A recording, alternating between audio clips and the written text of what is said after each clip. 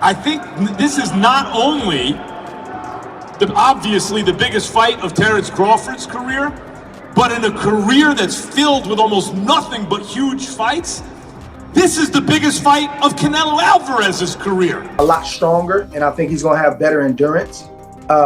Not being able to boil himself down like that, and even though it is a huge jump, I think we lose sight of the fact of how much he had to boil down and how gaunt he looked at 140. You said you don't think, or you don't look into the weight difference. Why?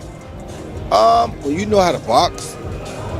When you're as skillful as Terence Crawford is, weight don't really matter much. As the highly anticipated clash between Canelo Alvarez and Terence Crawford draws near, Max Kellerman has shared his final thoughts on the matchup. Serving as a key voice on Netflix's premier broadcast team for this monumental boxing event, Kellerman delivers his trademark insightful analysis and historical context, highlighting why this bout could become one of the most significant moments in the sport's history. A great chin. But in terms of if you want to go skill for skill, especially the recent version of Canelo, who's had to turn into a seek and destroy guy, who had to learn as his career went on to cut off the ring and not just follow guys around. Like Lara, Trout, Floyd, he followed those guys around. He had trouble because he's really a natural counterpuncher who wants you to come to him. But in recent years at super middleweight, he's gotten really good at cutting off the ring. Again, last fight notwithstanding. So as an overall suite of skills, recent vintage, it's been Crawford. Okay.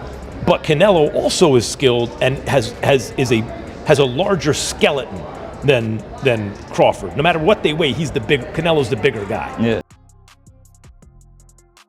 Max Kellerman is making bold claims, describing the Canelo Alvarez versus Terence Crawford showdown as the most-watched championship fight in nearly half a century. He draws a comparison to the legendary Muhammad Ali-Leon Spinks rematch in 1978, which drew an incredible 90 million television viewers. According to Kellerman, with Netflix taking the lead in broadcasting, this event represents more than just another blockbuster bout. It marks a transformation in boxing's global reach and business model, with audience numbers expected to far surpass traditional pay-per-view. But like, where would you rank this fight out of your top 3 to 5 of all the boxing fights you've called, you've experienced, you've watched?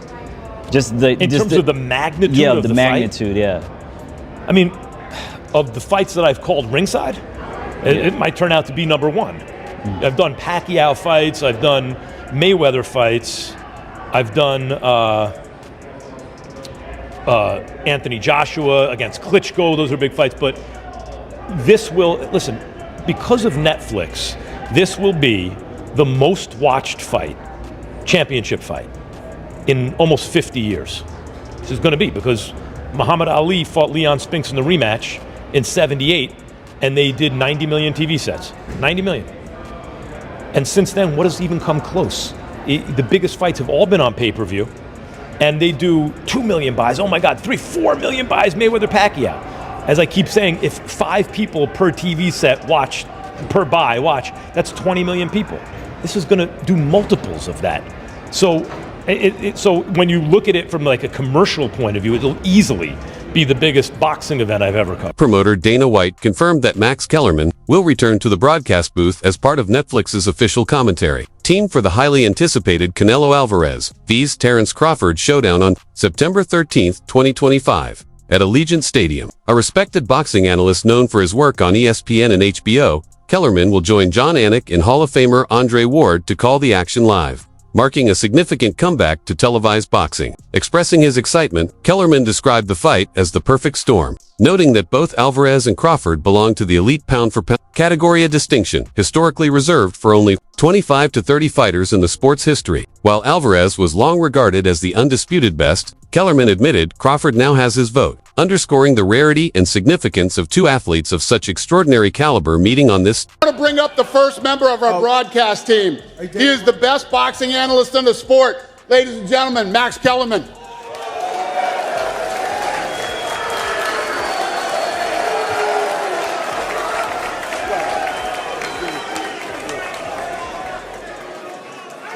All right, so I know you guys are excited about this fight, but I don't think you understand what a big deal it is. This is a perfect storm, First of all, Turki Al-Sheikh, We're lucky he happens to be a boxing fan.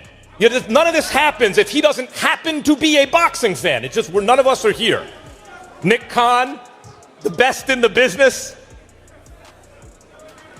Dana White. Dana White is the greatest combat sports promoter of my lifetime. And it's his first ever boxing promotion. So that's who's behind what you're going to see. You know who's the best pound for pound fighter in the world? The most recent one. Bud Crawford. Apologies to the monster and Usyk. Bud Crawford has my vote for best pound for pound. Who was the best pound for pound before Bud? Canelo Alvarez, universally recognized that way. But it's not just these two guys, the last two best pound for pound fighters in the world. There haven't been that many. Before Canelo, who do you have? Before Canelo, Floyd or Andre Ward, Floyd Mayweather. Before, you could take the lineage back. There have only been, 25 or 30 fighters who ever lived who you said that's the best pound for pound fighter in the world. These are two of them, the last two. And they're going to fight in Las Vegas on September 13th. Canelo is 62-2 with 2 draws, 62-2.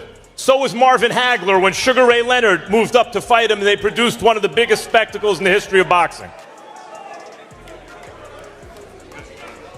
This fight is a perfect storm. I could not be more excited to be a part of it. Timothy Bradley Jr. predicts that the opening round of Canelo Alvarez versus Terence Crawford won't deliver fireworks, but instead play out like a careful chess match. He believes both fighters will approach cautiously, using the early moments to study each other's rhythm, timing, and distance rather than taking risks. Bradley points out that Crawford is known for patiently pacing himself in big fights to set up strategic traps, while Canelo often spends the opening rounds analyzing his opponent before making adjustments. As a result, Bradley suggests fans should expect a measured start, with the real intensity building as feel his punching power as well. In the beginning, it's all the position balance. Like both guys are trying to get balance and trying to find their rhythm. Understanding their distance to where they can punch and at the same time avoid getting hit. It takes Crawford a little bit more time than I would say Canelo to get right to it. Canelo, although he is a prolific counterpuncher, fantastic counterpuncher, he tends to find his spots a lot quicker. And the indication of that is when, if you look at any of the boxers that Canelo has faced, Trout, even Danny Jacobs, even when he fought against Charlo, you just check out the first round. He usually takes off, just feels the power, cruises, see what these guys know, couple of feints, level changes, gathering information, right? Crawford does the same and similar things. So I think the first round's going to be a real, calm and cautious round by both fighters. But in the second round, Canelo's going to start applying that pressure, man. Pre-engagement with Crawford is a little bit more difficult than a Charlo, okay? Let me explain this. So pre-engagement is the movements before you get into that sweet spot, which is mid-range, to be able to let your hands go, right?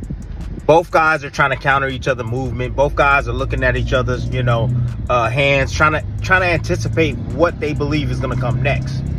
During those periods right there, Crawford is one of the best at it, okay? Because he's smart, he's cerebral. Like a fighter to a fighter, we can feel when another fighter is like, oh, he's on my rhythm. BC lightweight champion. Shocker, Stevenson remains firm in his prediction that Terence "Bud" Crawford will defeat Canelo Alvarez and possibly stop him. Stevenson highlights Crawford's speed, ring IQ, and southpaw stance as decisive advantages, arguing they could tilt the fight heavily in his favor. He first made this prediction back in 2021 and has consistently doubled down since, stressing that Crawford's precision, adaptability, and all-around skill set make him not only a dangerous opponent but also the logical choice in this high-stakes clash. I think Bud gonna cook Canelo. I think he's gonna cook him. I think, Canelo a hell of a fighter, but I think Bud just got all the tools to beat him. You don't think the weight difference is gonna be too big of an advantage? I think y'all make that something, In certain fights, Boxing makes it something, not us. like if this was like a Benavidez, he's actually a lot bigger than Bud, so that would like apply. But I feel like with Canelo, he's like physically kind of big, but like height wise, he's kind of small. So I don't think so. No, I think that's possible. Like I'm not saying that it's going to happen, but I think it's a possibility if Canelo gets to acting out of line and not understanding that Bud could crack too. So.